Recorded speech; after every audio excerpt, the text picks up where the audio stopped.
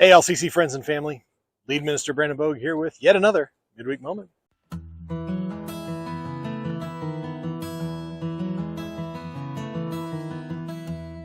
We live in a culture that is as divided as a culture can possibly be. We live in an era of division that really hasn't been seen in some cases since the Civil War itself. There are so many different things that we are incredibly divided on that it is becoming more and more difficult to find something, really anything, that all of us are united in. We are divided politically, ideologically, theologically, and in every other way that you can possibly think of. We are consistently divided. It has reached the point where you cannot remain neutral on any specific subject. You're either with us or you're against us. In fact, we are so divided that I think we really ought to consider putting quotations around the word united in United States. But this division is not anything new. In fact, I would say that it's been growing for generations, really. It has been creating an ever-widening gap between parents and kids, or grandparents and grandkids, and these thought processes are leading to more and more division between us. And so that's maybe why we don't fully understand today's buzzword, unity. We have become so entrenched in the disunity and the dysfunction of the world around us that it is nearly impossible for us to come up with any sort of semblance of what unity really is. It is a foreign concept to all of us throughout our culture, let alone in the church itself. And maybe really the root problem is that we don't really understand what unity is meant to be in the first place. We have the wrong idea of what it is. We tend to think that unity means that everyone goes about life with the exact same way and the exact same ideas and the exact same. But that's not unity, that's uniformity. Uniformity is not what we are called to be. Instead, Jesus calls us to be united. In fact, our unity was so important to the heart of Jesus that it is one of the things that he prayed for just before going to the cross.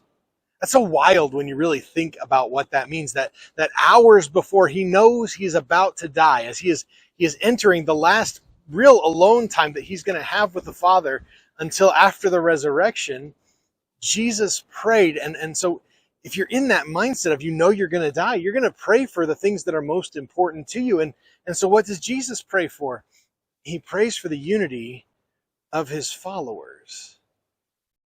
He prayed that we would be united. And he does so in John chapter 17, verses 20 through 23. And here's what it says.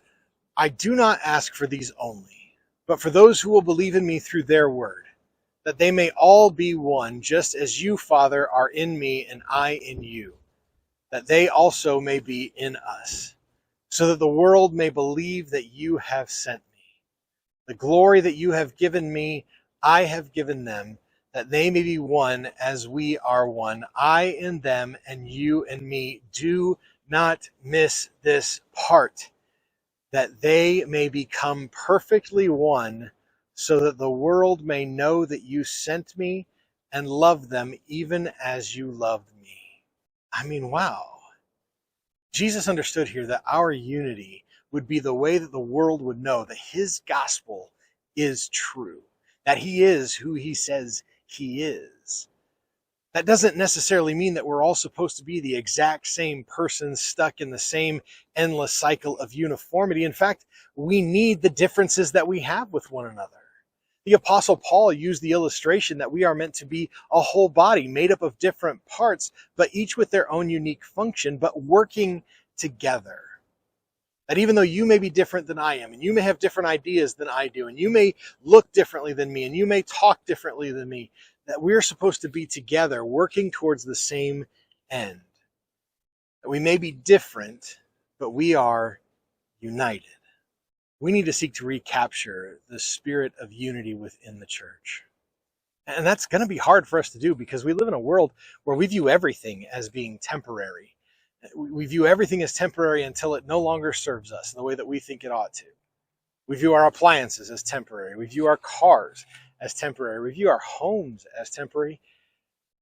even view our marriages as temporary.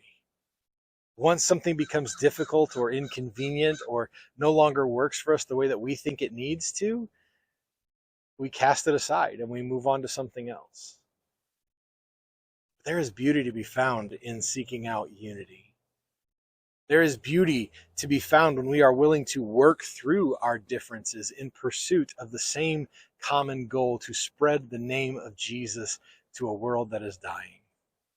And when we do that, when we promote unity within the church, when we seek to remain unified, even when it's tough, even when it is difficult for us, even when sometimes it doesn't make sense for us, that unity shows the world around us that Jesus is exactly who he said he is. Our unity can become a beacon of light in a world filled with darkness. I think that's worth pursuing, don't you? As it is the last week here in March, we are drawing a close our book of the month, C.S. Lewis's Mere Christianity. Man, I hope you've gotten your hands on this book, and I hope that you've had a chance to read it. I hope you've had a chance to absorb all the wisdom that is within it. But even if you haven't, for whatever reason, please still go ahead. Just because we're moving on to a different month and a different book does not mean that you should not read this book. This is such a good book. If you've read it already, I would love to hear your thoughts on this one. So if you would, please just give me a comment down below of this video and tell me what you think about this particular book. I'm so excited to read those because I know what a blessing this book has been to me, and I believe it'll be a blessing to you as well. So if you've read C.S. Lewis's Mere Christianity, drop your comments below about what you thought about this particular book. And maybe if you got a book that I haven't read yet that you want to recommend to me, I'm glad to see those as well. So go ahead and, like I said, drop those in the comment section and let's see what you got. This has been your Midweek Moment. Take care of yourselves and each other.